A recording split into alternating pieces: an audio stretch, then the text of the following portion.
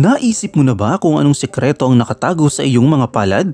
Ang mga linya at hugis sa iyong kamay ay hindi lang basta-basta mga guhit.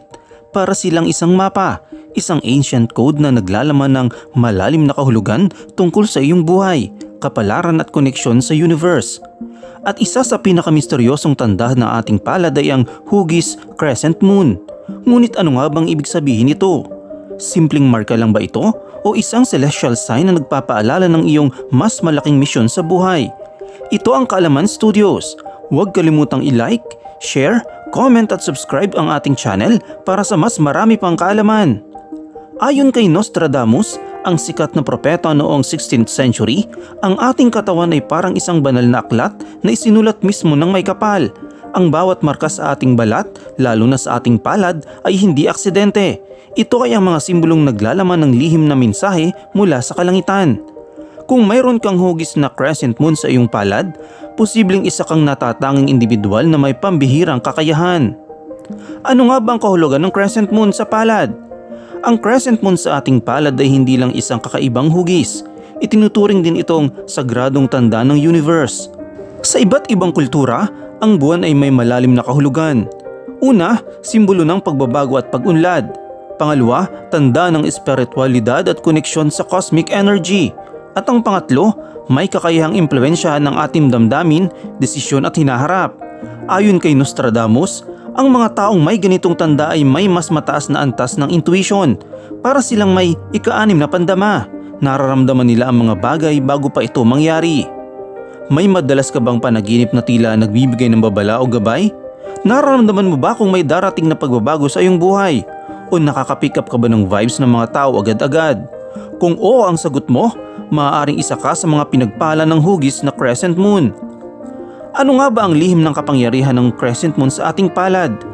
Ayon sa paniniwala, ang crescent moon na hugis sa ating palad ay isang gateway o tulay ng enerhiya sa pagitan ng ating sarili at ng universe. Ang mga taong may tanda na ito ay may mga mataas na intuition o madalas nilang nararamdaman kung tama o mali ang isang desisyon bago pa man ito mangyari. Pangalawa, ang cosmic magnetism. Natural silang nakakaakit ng tamang tao, pagkakataon at swerte sa buhay. At ang pangatlo, ang prophetic abilities.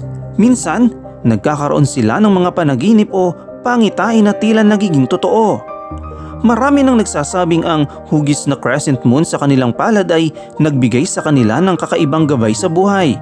Pero paano natin ito mapapalakas? May mga paraan para gamitin ang inyong cosmic energy.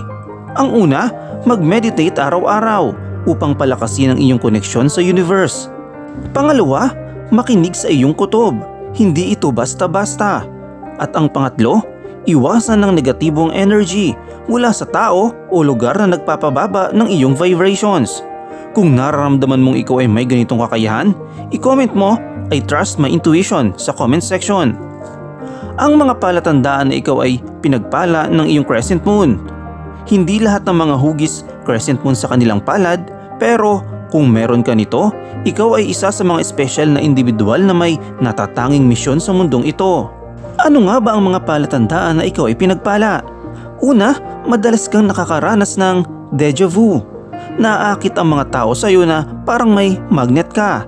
Pangatlo, minsan nakikita mo ang mga senyales bago pa man mangyari ang isang bagay. At pang-apat, madali mong nahuhulaan kung sino ang may mabuting loob at sino ang may masamang intensyon.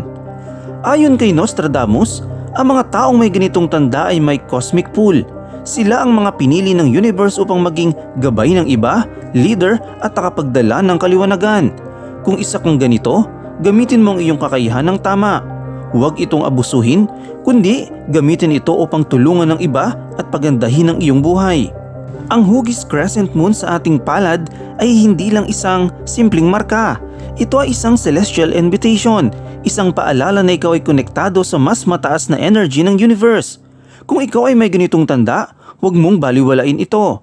Ito ay isang regalo mula sa cosmos, isang patunay na ikaw ay may natatanging misyon sa mundong ito. Ikaw ba ay naniniwala na may mas mataas na pwersa na gumagabay sa'yo? Nakikita mo ba ang mga senyales sa iyong buhay? Kung oo, i-comment mo ang I believe in my destiny sa baba at ipaalam sa amin ang iyong kwento. Huwag pa rin kalimutang i-like, subscribe at i-click ang notification bell upang hindi mahuli sa ating mga bagong videos.